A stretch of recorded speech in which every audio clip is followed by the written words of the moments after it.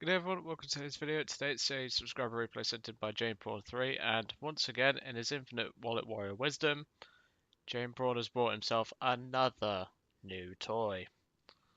He bought also a I-153 Chiker with the cannons in it, the P variant I think it is. And yeah, he bought this thing.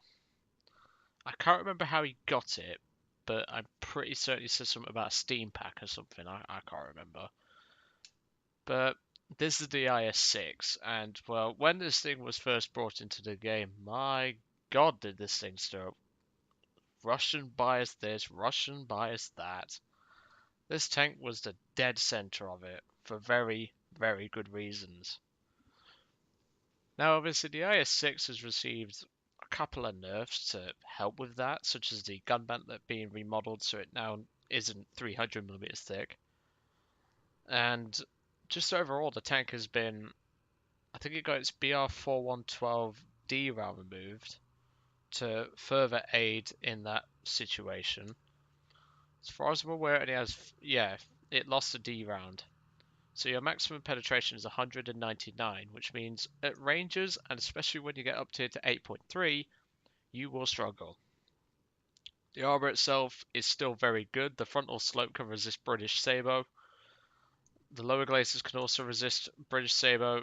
This tank is heavily armored. There's no question about it. The turret's a lot weaker now, and I highly advise going for the turret. Just do watch out for this bloody optics port. Let's just say that optics port is very, very tough. It's 150mm flat, but it's a Russian optic. That's all I have to say. If you've got an APC-PC round, plonk one right here. 100mm of armor, effective 101. You should go through that with a Tiger 2's 88. But the IS-6 is known for its armor. It's got good mobility as well, with a top speed of 27 miles an hour. It's a pretty fast tank. I mean, for a heavy that weighs 51.1 tons, I mean, that's pretty good. I'm not going to lie.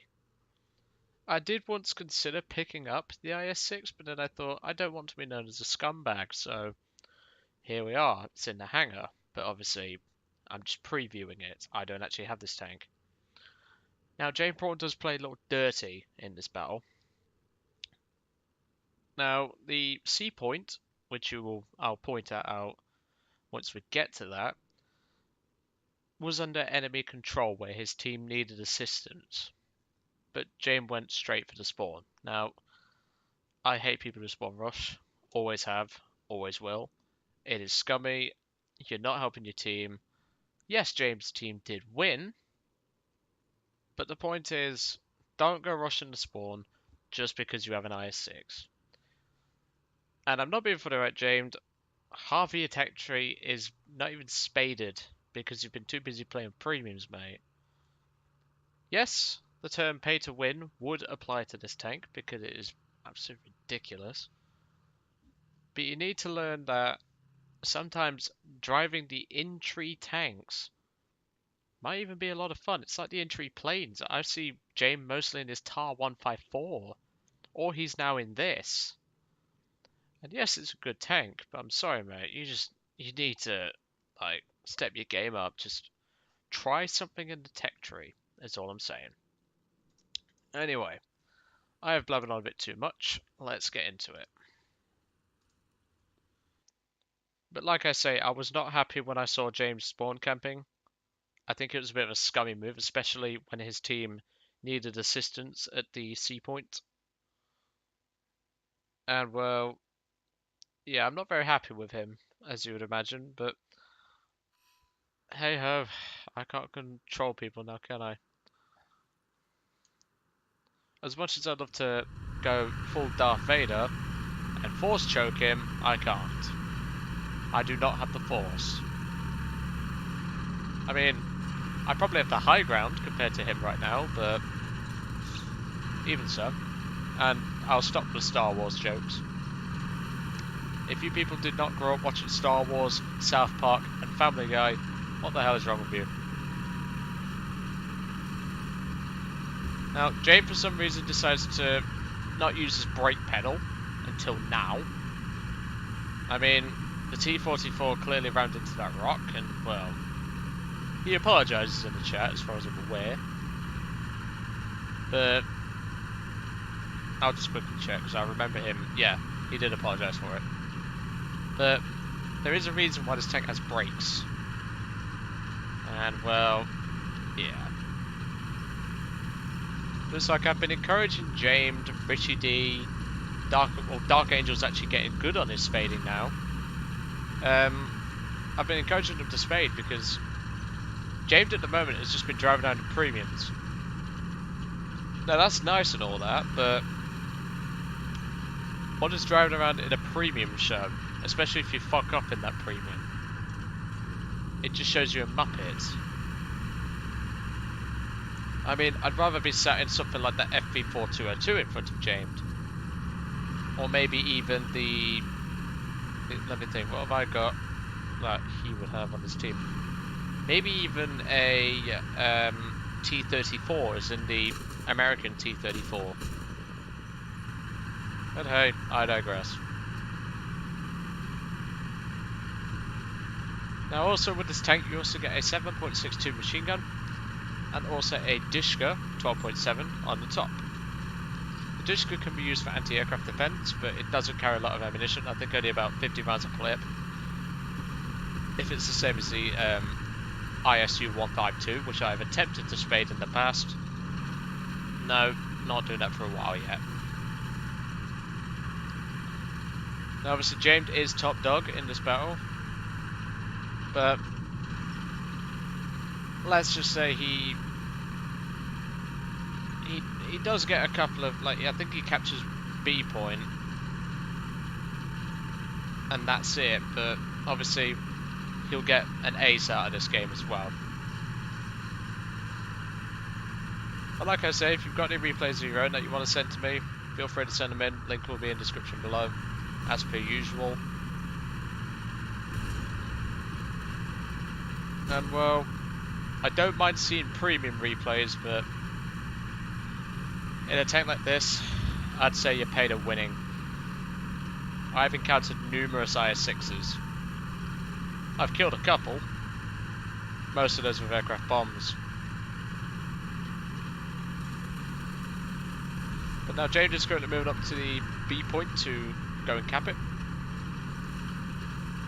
The FV4202 has joined him in that regard, so is the AMX 1390.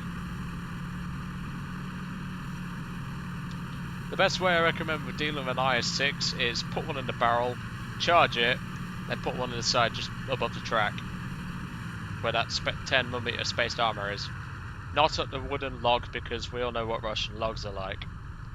They'll literally soak up your shell. I believe he also loses his log, if I remember rightly. But he has just captured the B point, and he will be underway in just a moment. A 109G has just crashed, trying to bomb someone.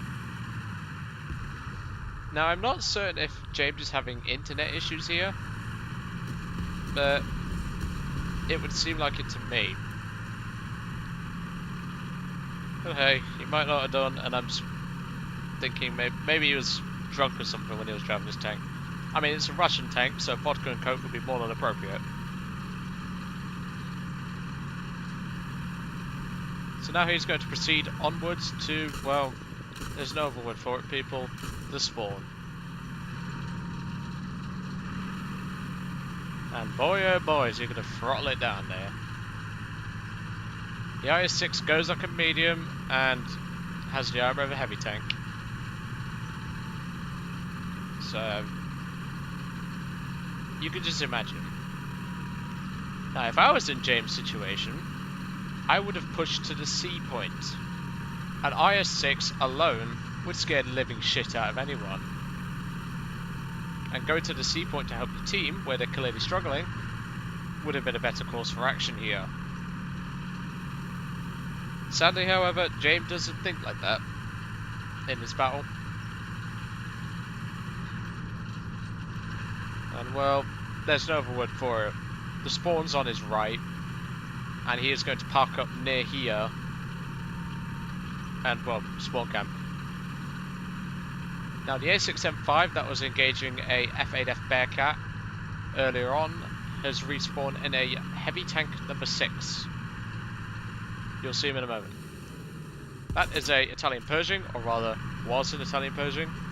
J-Paul's first kill. Technically that wasn't a spawn kill, but it was very, very close to spawn. Tiger puts one into the barrel of James Braun, and James attempts to put a shot into the Tiger. Now the Tiger driver, I don't know what he was playing at. James Braun's barrel breaks, and now he's going to sit and repair it. And then goes James Braun's log. The Tiger driver thinks he can penetrate the side of an IS-6 at that angle. Good luck, buddy, is all I'll say. Won't bloody happen. Maybe in something like a, I don't know, a FV 4005, that might work, but not against an IS, or not in a Tiger 1.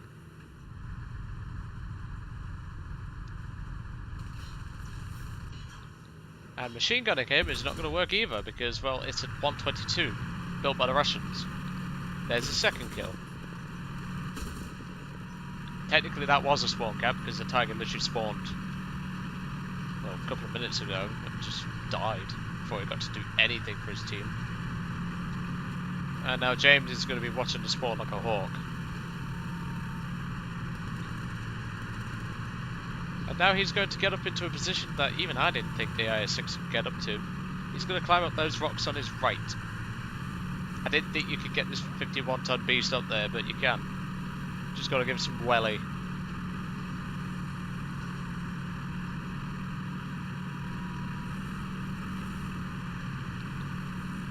Now the IS-6 also features the same reverse gear setup as a IS-1, IS-2 and KV-85 as well as the KV-1S. It'll do 10 miles an hour backwards and it is fantastic.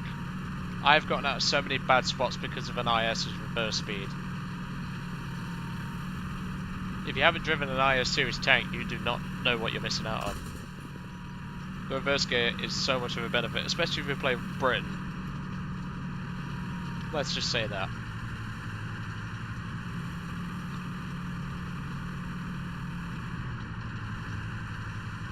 But now he's pushing up to where I would not even do this in an IS-6 personally, but I'd rather be in a tank with 10 degrees of gun depression in this position.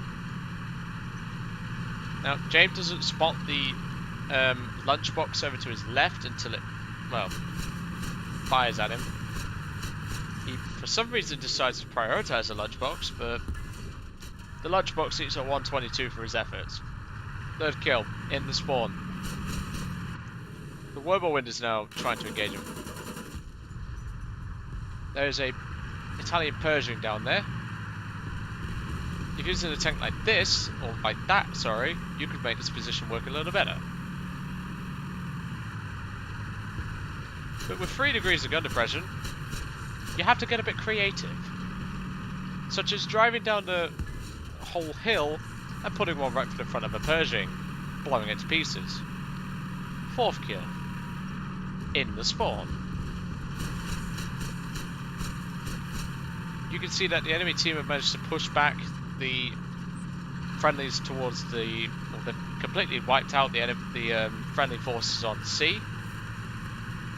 And well, James could have gone to capture that point. I mean, I think there's only an RU or a Panther 2 up there.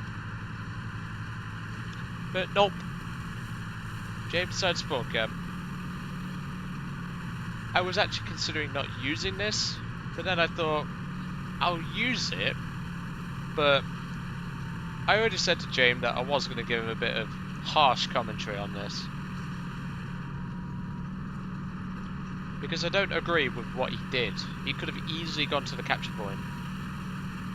His team needed him there with his heavy armor, and he was just fucking around in the spawn, killing tanks and SPA that had no idea that he was there until they spawned in and met his 122.